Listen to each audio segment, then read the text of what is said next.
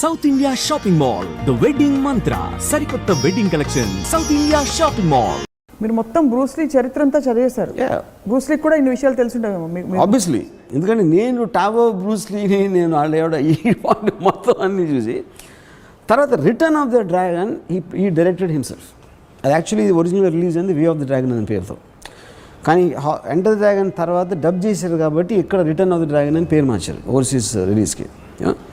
ఈ way of the dragon, big boss, Chinese connection ఈ సినిమాలు వచ్చిన తర్వాత అప్పుడు రాబర్ట్ వైజ్ అని ఒక డైరెక్టర్ అండ్ ఫెడ్ వాండ్రాబ్ అని ఒక producer, they had this idea. మనం ఇప్పుడు సౌత్లో రెండు లాంగ్వేజ్లో చేస్తే మనకు కొంచెం ఇది వస్తుంది, బల్క్ ఆఫ్ ది థింగ్ మనకు హాంకాంగ్ నుంచి వస్తుంది, ఇంటర్నేషనల్ మార్కెట్లో ట్రై చేద్దాం అనే ఉద్దేశంతో ఎంటర్ ద డ్రాగన్ స్టార్ట్ అయింది. And that made him the biggest star.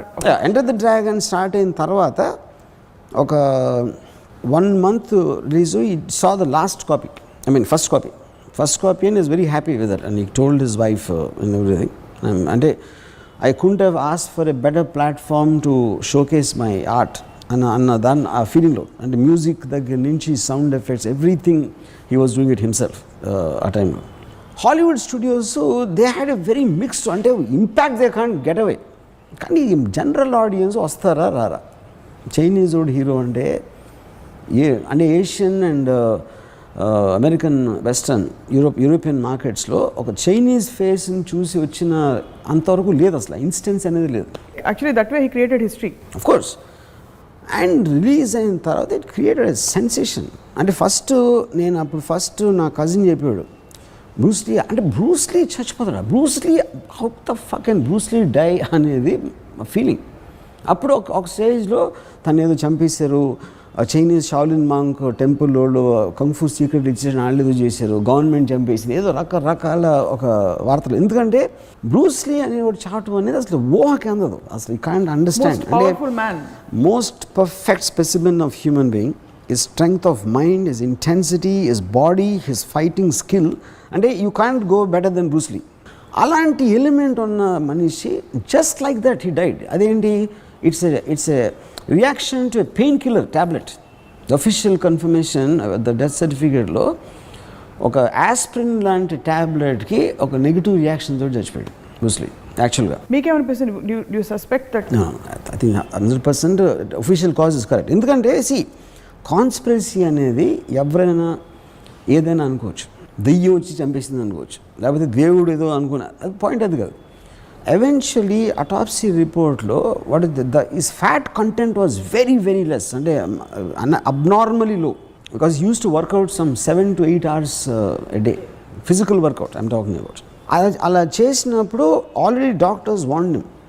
Antamundu he used to have some kind of dizziness effect. Appudu check chesinappudu they warned him, your fat content is like unimaginably low, and it is not human, not natural. To have that kind of low. To have that kind of a low fat content. Because it's all muscle, pure muscle. But I believe alanti నాకు medical aspect నాకు తెలియదు, అలాంటి దాంట్లో ఒక particular దాంట్లో it just did a reaction in the brain. Do you feel it's a tragic thing, that he died at 32? Honestly, I'm very glad. ఎందుకంటే for me he's become a monument because he died. అందుకే ఇప్పుడు Bruce Lee బతుకుంటే 70 years ఉండే, 70 years Bruce Lee నా వల్ల కాదు, నేను చూడలేను. అంటే మీరు అని పక్కన పెడితే, అఫ్ కోర్స్ మీరు అని పక్కన పెడితే ఈ టాపికే ఉండదు, బట్ మీ వరకు యూ ఫీల్ దట్ ఒక వెలిగి ఆ తర్వాత తన I think it's notional weather.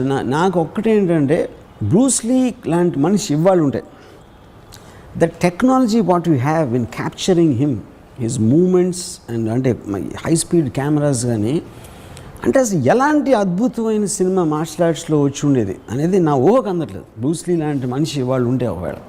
కానీ ఇంత పెద్ద మార్షల్ ఆర్ట్స్ ఇండస్ట్రీ ఉంది, థాయిలాండ్లో ఉంది, కొరియాలో ఉంది, of course Hong Kong, China, Japan, ఇన్ని కంట్రీస్లో ట్రెడిషనల్ మార్షల్ ఆర్ట్ ఇండస్ట్రీ ఉంది.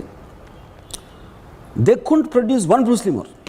ఎక్కడ నియరెస్ట్లీ ఎవడు అసలు బ్రూస్లీకి? ఇప్పుడు జెట్ లీ కానీ, జాకీ చాన్ కానీ, టోనీ జా కానీ, all of them they just pale in comparison to Bruce Lee, only because they don't have a philosophical theory. Or would you say that Bruce Lee was the first one to do it? Bruce Lee was the first one to do it. Not at all. కొత్తగా వచ్చిన వాళ్ళు ఎప్పుడు కూడా first వచ్చిన వాళ్ళు that's not true at all. ఎందుకంటే ఇప్పుడు news కూడా ఛానల్ TV9 వచ్చింది. ఇప్పుడు చూసినా కూడా Bruce Lee you will feel the same impact.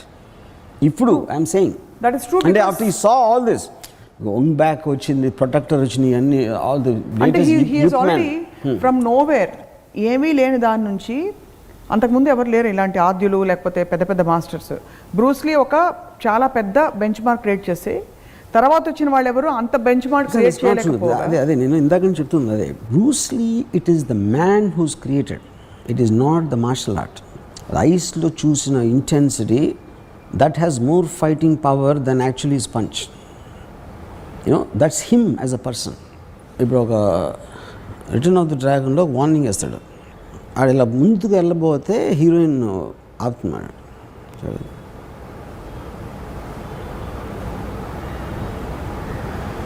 ఆ gesture it is an intent which communicates with his ice.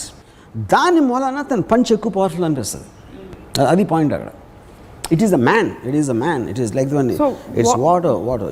It should be like water. If they don't concentrate on the finger, that's a personal philosophy which no actor can do that. Tony Jaa చెప్పమన్నది చెప్పలేడు. Thought అదే, voice ఉంటుంది తనకు కూడా.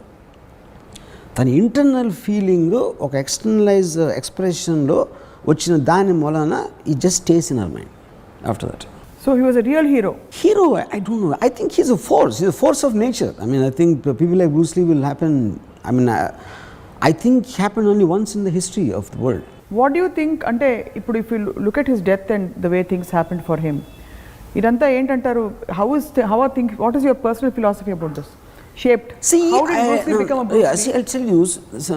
See, one is force of nature అనేది by definition itself ఒక uniqueness. ఎన్నో జీవులు ఉంటాయి, ఏదేదో ఉంటాయి, నదులు ఉంటాయి, ఇవి ఉంటాయి. Suddenly one thing comes out of the blue which has no comparison, which has no bench mark.